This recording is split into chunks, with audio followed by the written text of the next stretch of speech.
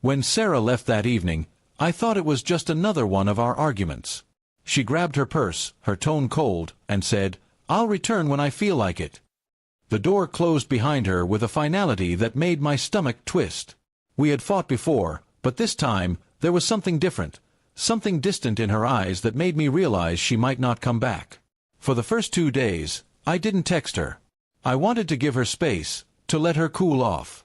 But by the 3rd day, silence began to eat at me. Her clothes were gone from the wardrobe, her charger missing from the socket, and even the mug she always used for coffee wasn't in the sink. It wasn't a break, it was an exit. When I finally texted her, asking where she was, her reply came hours later. "I'll return when I feel like it. Don't wait up."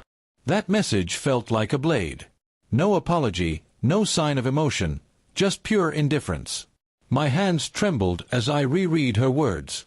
I didn't know what hurt more, her leaving or how little she seemed to care. I tried to distract myself, went to work, and avoided our shared friends who kept asking if everything was okay. I lied and said she was visiting her parents. In truth, I didn't even know where she was. Every night, I'd stare at my phone, hoping for a text or a call that never came. Then one evening, while scrolling through social media, I saw something that froze my blood.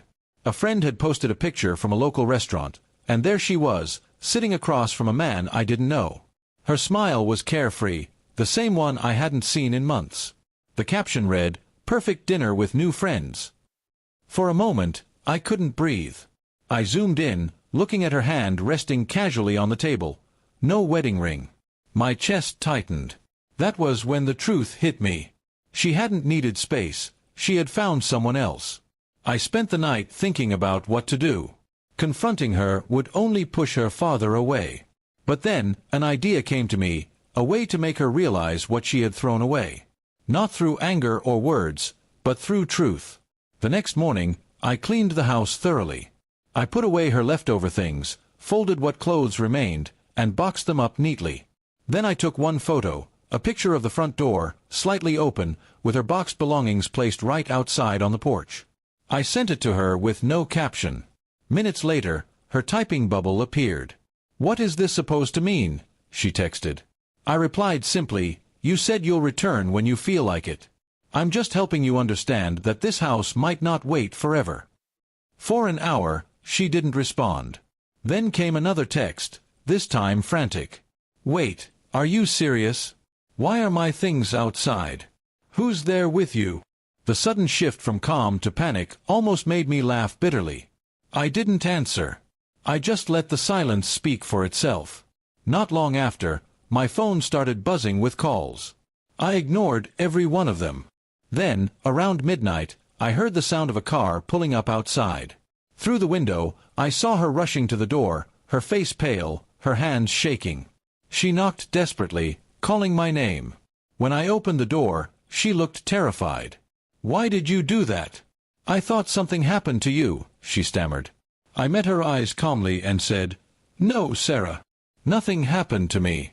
Something happened to us. You just didn't notice it until now." Her eyes filled with tears.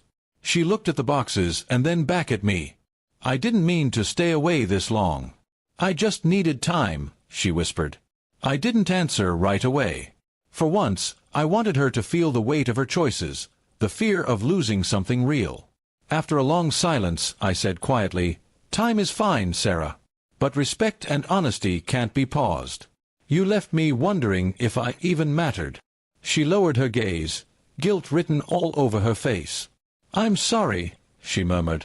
I didn't forgive her right away. Trust, once cracked, doesn't mend easily. But that night, I saw the fear in her eyes, the realization that my silence wasn't weakness. It was her wake-up call. And maybe, just maybe, that was what she needed to finally understand what she'd been taking for granted.